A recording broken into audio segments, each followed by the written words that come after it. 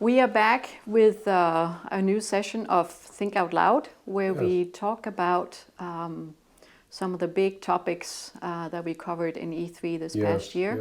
Yeah. And I am Bente, and I have Paul Mackey here again with me, founder of E3.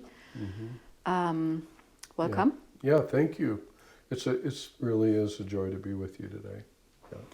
Good. So the topic today is the matter of thinking. Okay. That whether what we think matters has an impact, and whether thought life is just something that goes on in my mind like little butterflies, and they are just in their little cage and doesn't impact anything else outside of what goes on in here with me. Is there truth to that? Is there truth to that? Yes. That your thoughts are just like little butterflies? Yes. Well, certainly they can feel like that, right? Because thought life is really this internal dialogue that we all have. Exactly. And, it's going on all the time. All our waking hours are filled with thoughts about this, thoughts about that. And so, some of it, scrambling eggs doesn't change the world. But I have to think about it when I do it. Otherwise, I ruin the eggs. So, but I think in general, the idea of does what I think matter, that question is really important to actually think through. And the reason why I would say that doesn't have to do with your thought life. It has to do with your creation in the image and likeness of God. If we believe that we carry the likeness of God with us, as I do, then He didn't put me on the planet to just wander brainlessly through my day figuring out how to cook eggs. Certainly that's part of how I get going, but I would say it's an important question to ask. So do I have thoughts that God does or doesn't know about? So we'll go there.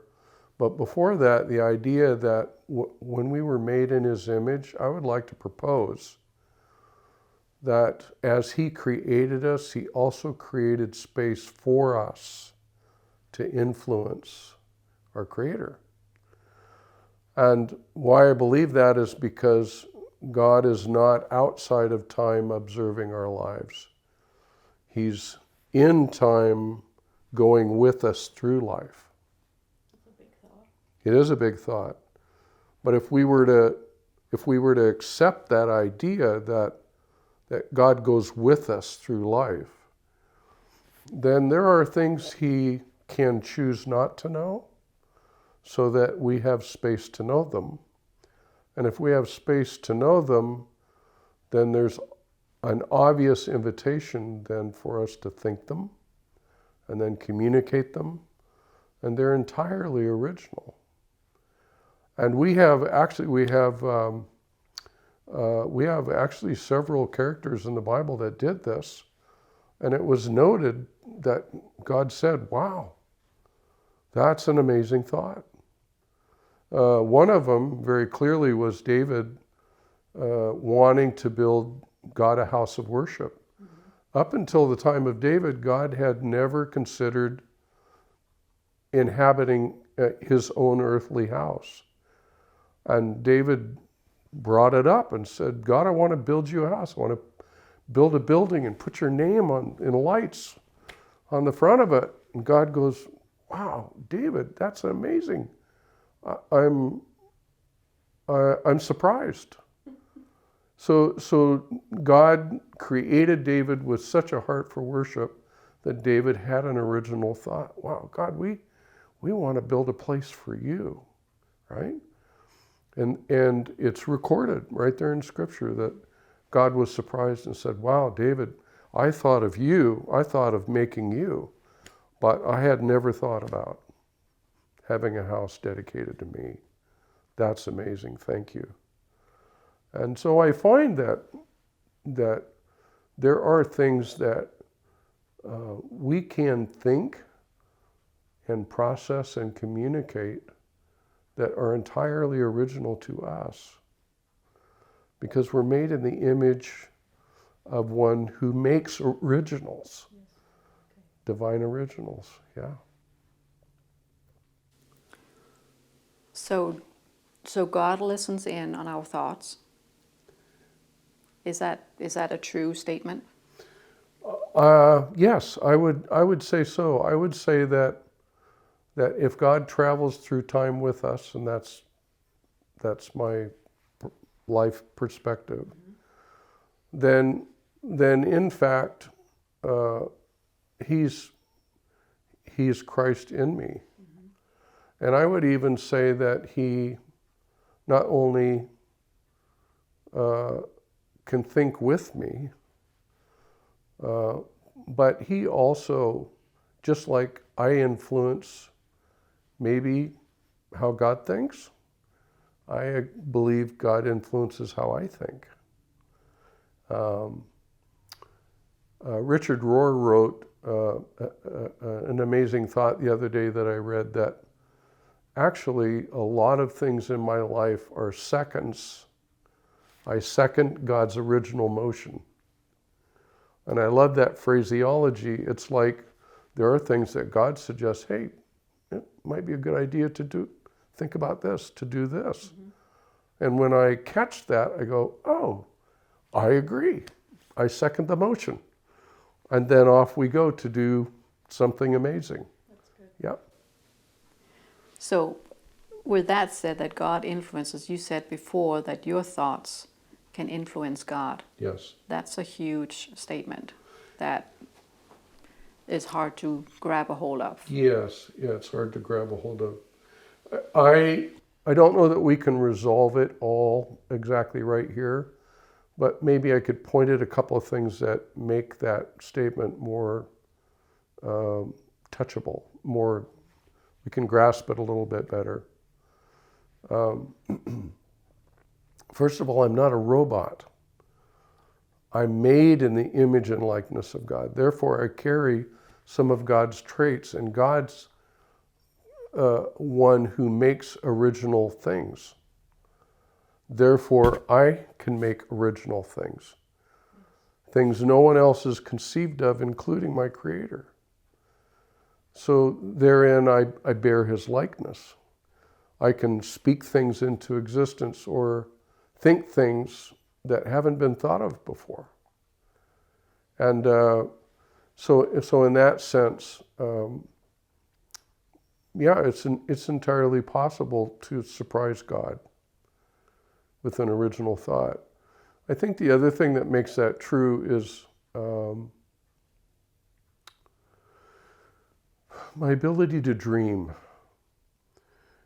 We don't value our dreams much in Western culture. We're kind of a facts, science-based kind of, if we can figure it out and do it in math and science, then maybe we'll believe that. But the dream realm was more celebrated in ancient cultures. And I think it's very much a missing part of this culture. And the fact that dreams, the whole concept and realm of dreams allows me to go places and be things and do things that are completely original. They've never existed before I dreamed them.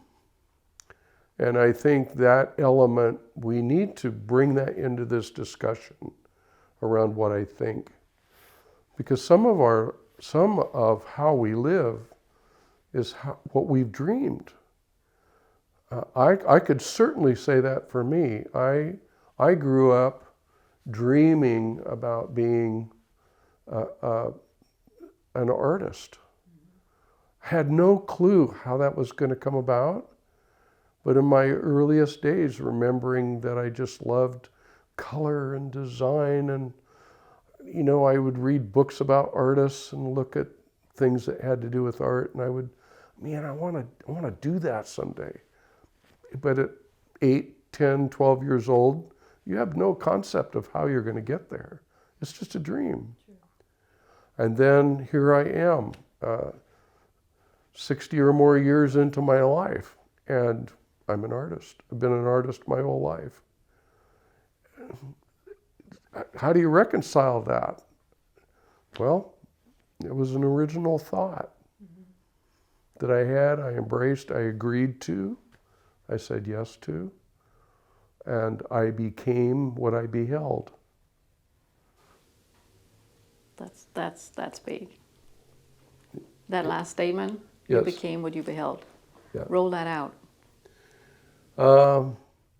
We are created, what we see, our visual world, affects actually our ability to create. And it's not about artistry so much as it is about how we're made.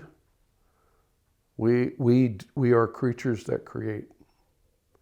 And we do it in a lot of different ways, but we do it because we're made in the likeness of one who's the original creator. It's in us, it's DNA. And so when we see something that we think is beautiful and it just captures us, there is an innate call in that thing that we beheld, and we will unconsciously move towards becoming that. It's how we live and breathe. It's a process that every human being has, and it's just how do they get at it. We can also use that in a destructive way. If we only behold things that are dark and destructive and terrorizing, and eventually we start living like that. We start becoming something like that. So it's a very powerful idea. We have the power of choice, which is another interesting subject about being the gatekeepers of our own minds. Yes. Nobody can force us to think something. That's right. Yeah. We'll cover that topic in another session. Yeah. Thank you.